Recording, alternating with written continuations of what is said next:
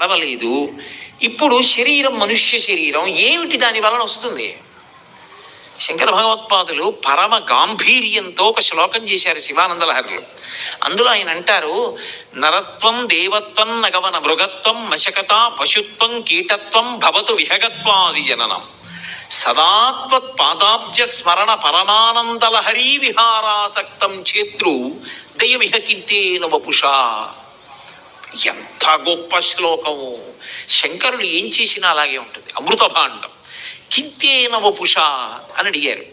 అది నిజానికి శంకరులు పరమశివుణ్ణి అడుగుతున్నది కాదు, మనకి చెప్పకుండా బోధ చేయడం. కొన్ని విషయాలు ఎలా ఉంటాయంటే, మీరు పరమ పవిత్రమైన మనస్సుతోటే ఒక మంచి మాట చెప్పారనుకోండి, కొంతమందికి అది ఇచ్చగించకపోవచ్చు. ఆయన అలా చెప్పడం ఏమిటి అని కోపం రావచ్చు. శంకర భగవత్పాదుల యొక్క ప్రజ్ఞా విశేషం ఏమిటంటే, నేను ఒకవేళ ఇలా చెప్తే నువ్వు చెప్పొచ్చేవాడివా అనేవాడు ఎవరైనా ఉండొచ్చు అని అది భగవంతుణ్ణి అడిగినట్టుగా అడుగుతారు. కానీ అది నేర్పుతున్నది మనకే వారు జగద్గురువులు. కింతేన వపుష, శరీరంతో పని ఉంది ఈశ్వర అని అడిగారు. పరమేశ్వరుణ్ణి ప్రార్థన చేస్తున్నట్టుగా ఇచ్చారు ఈ శ్లోకం. అందులో ఆయన ఒక ప్రతిపాదన చేశారు. నరత్వం దేవత్వం నగవన మృగత్వం మశకత పశుత్వం కీటత్వం భవతు విహగత్వాది జననం. మొట్టమొదట దేంతో మొదలెట్టారంటే నరత్వం, మనుష్య శరీరంతోనే మొదలెట్టారు. మనుష్య శరీరం ఇయ్యి, అభ్యంతరం లేదు. ఒకవేళ ఉత్తర జన్మలో నాకు మనుష్య శరీరం ఇవ్వవా, నాకేం బెంగలేదు శివ, నాకు మనుష్య శరీరమే ఇమ్మని నేను అడగను. దేవత్వం, నన్ను ఏదో ఒక దేవతా పదవిలో కూర్చోపెట్టు అని కూడా నేను అడగను. ఒకవేళ నువ్వు కూర్చోపెట్టావు అనుకో, నాకేం అభ్యంతరం లేదు.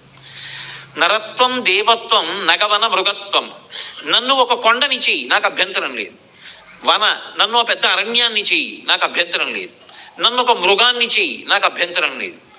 మశకత, ఆఖరికి నన్ను దోవం చెయ్యి, నాకేం అభ్యంతరం లేదు. పశుత్వం, నన్ను ఒక పశువుని చెయ్యి, పాశముల చేత కట్టబడిన దానిని చెయ్యి, నాకు అభ్యంతరం లేదు.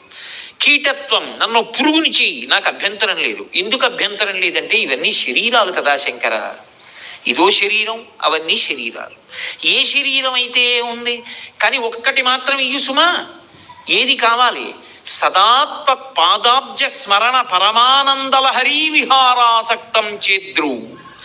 నా మనసు మాత్రం నేను ఏ శరీరంలో ఉన్నా పర్వాలేదు, నీ పాదార విందముల యందు మాత్రం ఎప్పుడూ భక్తితో ఉండాలి. ఎటువంటి భక్తి? ఏదో ఉదయం పూజా మందిరంలోకి వెళ్ళినప్పుడు మాత్రమే అరగంట సేపు ఉండే భక్తి కాదు. సదా తత్పాదాబ్జ